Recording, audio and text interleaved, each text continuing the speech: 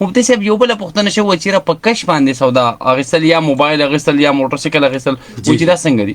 یعنی د قسطونو کاروبار. جی هر سړی خپل مملوکه سیز چې د په ملکیت کې کم یو وي په اصل قیمت کې په کمې زیاتې باندې خرڅول شي.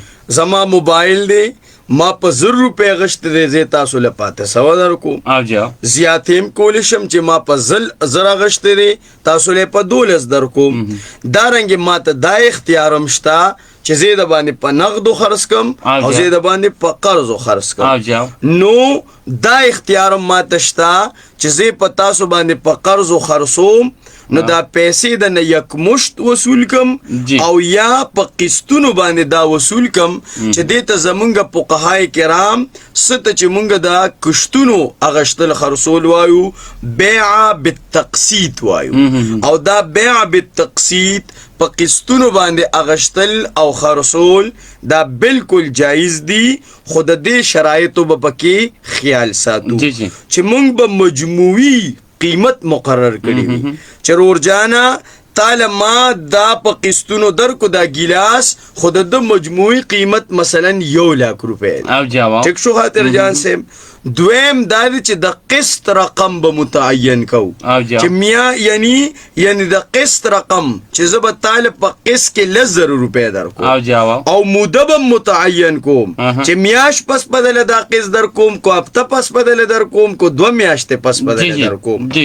دریم نمبر دا به واضح کوم چې زمو استاد دا معاملې د نقد دا او کو د قرض دا اسنه چې معاملې مې د نقد کړي او شی وت قسطونو تاړم بیا خو جائز نه ده.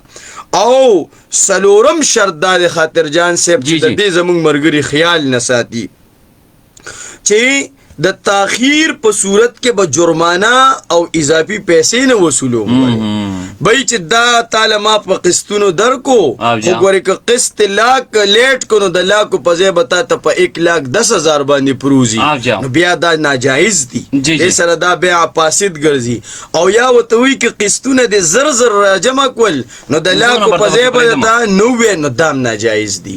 قیمت په متعینه مجموعي د شورونه په تاخیر او په جلتیوالی به پکې کمې زیاتې نه راولي. د قسط قیمت په متعینه موده به متعینه دا به واضح کوي چې زمو ستا دا معامله د دې شي د نقدو دا یا د قرضو دا نو بیا په قسطونو باندې دا جایز دي. او کو د دې شرایطو پکې خیال نه ساتي نو بیا دا فاسد ګرځي. د دې وجه نه مرګري ځان په مسله باندې پوهي ډېر زیاته